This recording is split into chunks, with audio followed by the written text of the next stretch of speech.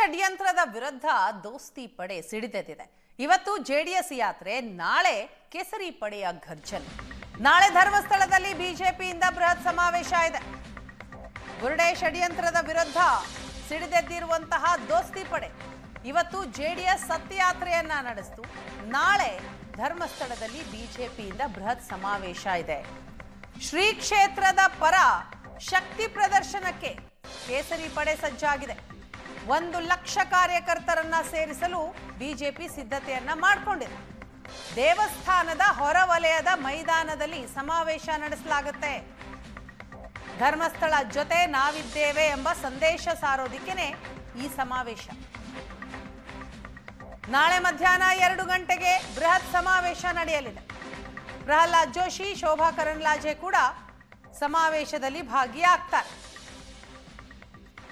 ನಾಳೆ ಕೇಸರಿ ಪಡೆಯಿಂದ ಶಕ್ತಿ ಪ್ರದರ್ಶನಕ್ಕೆ ಎಲ್ಲ ಸಿದ್ಧತೆಗಳಾಗಿದೆ.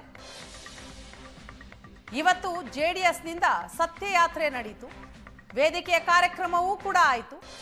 ಈ ಕಾರ್ಯಕ್ರಮದಲ್ಲಿ ಧರ್ಮಸ್ಥಳ ಷಡ್ಯಂತ್ರದ ವಿರುದ್ಧ ಆಕ್ರೋಶವನ್ನ ವ್ಯಕ್ತಪಡಿಸಿದ್ರು ಜೆಡಿಎಸ್ ನಾಯಕರು. ಇದರ ಜೊತೆಗೆ ಎನ್ಐಎ ತನಿಖೆಗೂ ಕೂಡ ಆಗ್ರಹವನ್ನ ಮಾಡಿದ್ರು. ಮತ್ತೊಂದು ಕಡೆ ನಾಳೆ ಬಿಜೆಪಿಯಿಂದ ಬೃಹತ್ ಸಮಾವೇಶ ಇದೆ. ಧರ್ಮಸ್ಥಳದ ಪರವಾಗಿ ಬೃಹತ್ ಸಮಾವೇಶವನ್ನ ಆಯೋಜಿಸಲಾಗಿದೆ. 2 ದೃಶ್ಯವನ್ನ ನಾವು ನೋಡ್ತಾ ಇದ್ದೀವಿ. ದೋಸ್ತಿ ಪಡೆ ಧರ್ಮಸ್ಥಳಕ್ಕೆ ಭೇಟಿ ಕೊಟ್ಟಂತಹ ಸಂದರ್ಭದ ದೃಶ್ಯ.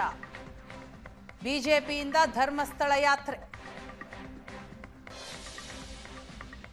ರಾಜ್ಯಾಧ್ಯಕ್ಷ ವಿಜಯೇಂದ್ರ ಸೇರಿದ ಹಾಗೆ ಬಿಜೆಪಿಯ ಮುಖಂಡರು, ಪ್ರಮುಖ ನಾಯಕರು ಎಲ್ಲರೂ ಕೂಡ ಧರ್ಮಸ್ಥಳಕ್ಕೆ ಭೇಟಿ ಕೊಟ್ಟು ದೇವರ ದರ್ಶನವನ್ನ ಪಡೆದು ಧರ್ಮಾಧಿಕಾರಿಗಳ ಜೊತೆ ಮಾತನಾಡಿದ್ರು. ಮತ್ತೊಂದು ಕಡೆ ಇವತ್ತು ಜೆಡಿಎಸ್ನ ಸತ್ಯಯಾತ್ರೆಯ ದೃಶ್ಯ.